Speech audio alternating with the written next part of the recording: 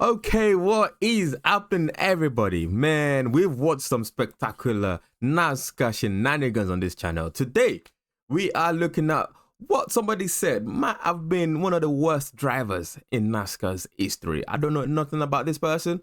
I think I might have seen a clip or two where they were crashing into people.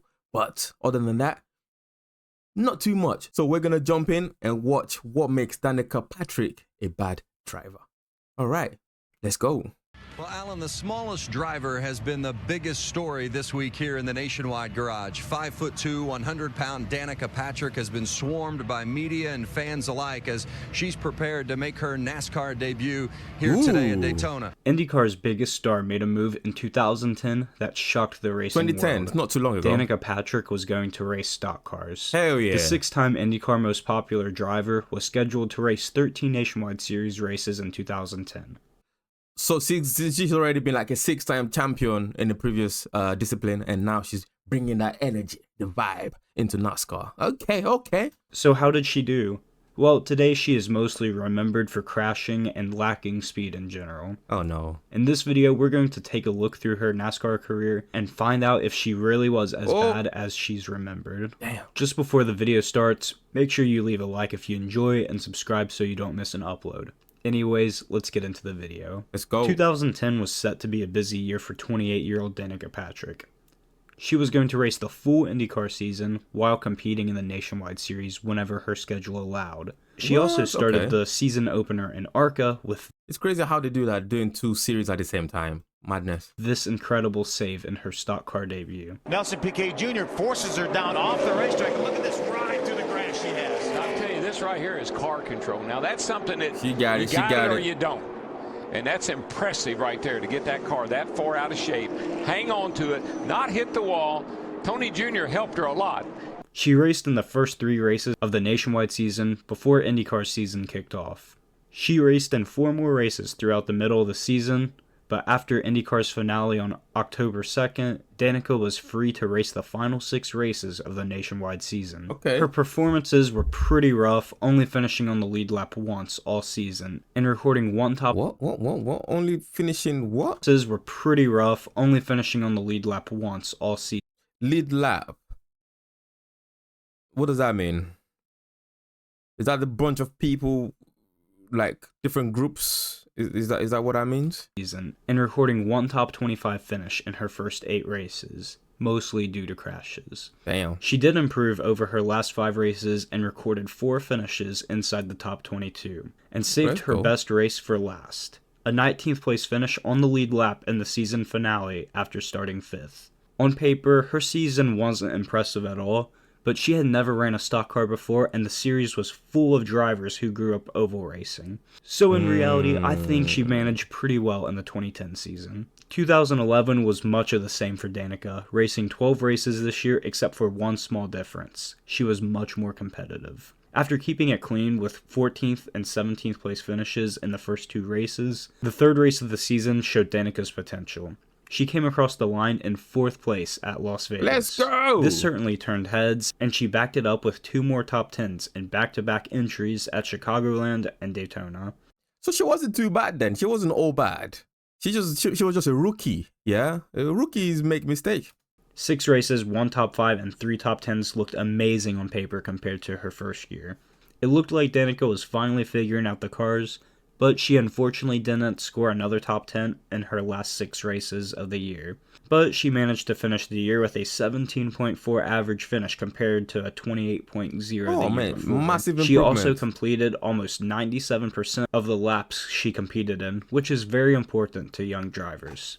In August 2011, it was reported Danica was in the final stages of negotiations for a full-time Nationwide Series ride in Junior Motorsports, with rumors of an informal agreement to race for Stewart-Haas Racing part-time in 2012 and full-time in 2013. Both of these deals came to fruition, with high hopes for Danica in 2012. Yeah, one other car besides her has done that. He was only 200ths off of what Hornish ran on that first lap, but has him beat by a substantial amount right now. Yeah, she's going to break his heart right here. You heard the conversation from Dave with Danica earlier about the pole.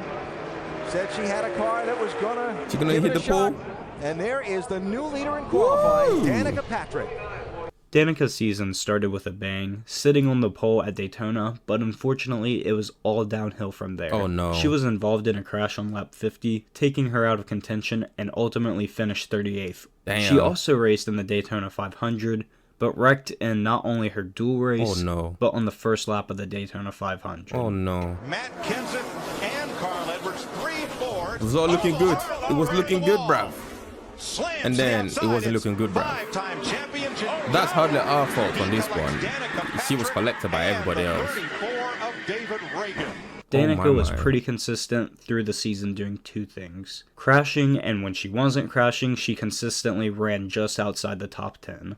She cleaned up her driving the last third of the season, finishing the last 11 races. She even finished in the top 10 2 of the last 4 races, there you go. But she only managed 4 top 10s all season. She finished the season nearly 400 points behind teammate Elliott Sadler, and had a worse average finish than Mike Bliss. But 400 points is not too much, really, from what I've understood in the point system in one of the videos we reacted to recently, where the top person gets 40 points, I believe. So that's just like 10 races out of 36 races in a year. It's not too bad, I think. And Joe Nemechek, while she was in far better equipment. Her cup performances were nothing. Okay, that where the last part of that sentence definitely changes everything. She had better equipment. No, but she was racing for Tommy Baldwin Racing with an SHR alliance. We won't be too harsh on her, considering she was just getting her feet wet in the Cup Series. However, how can we forget this iconic moment? Is it when she took that guy out, and then she takes herself out at the same time? Danica Patrick and Landon Castle with an extended tangle. It's a good drift for a Well, minute. rule number one of stock car racing is learn how to wreck someone without wrecking yourself. He said that's rule number 1 of stock car racing, yo. You gotta learn not to wreck yourself.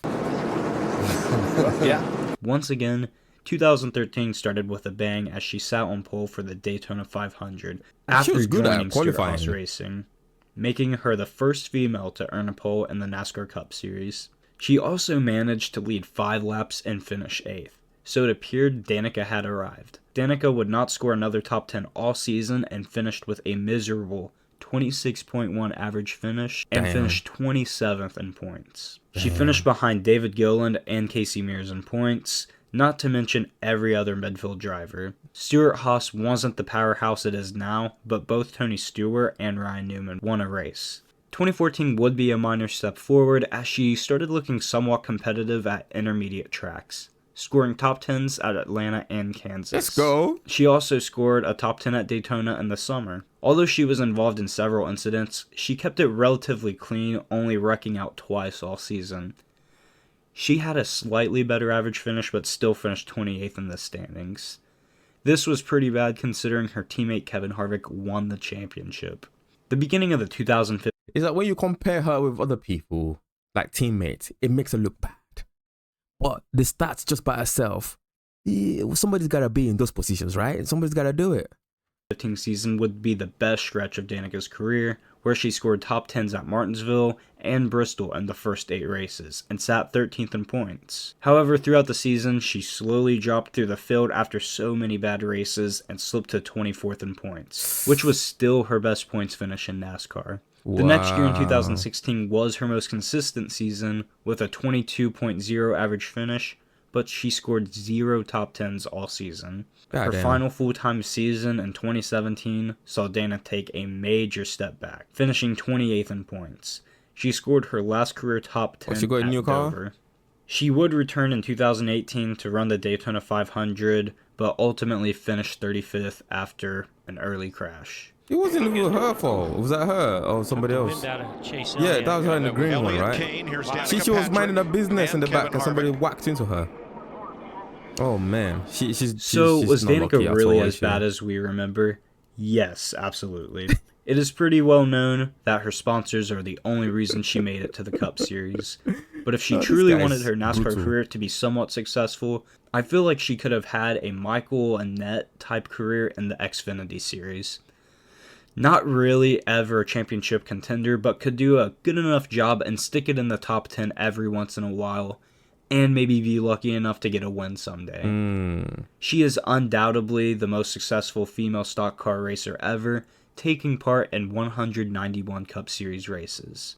I wonder how many female drivers has been there. I only know of her so far. Was she the only one on the grid at that point? And also, how many have been there in the past?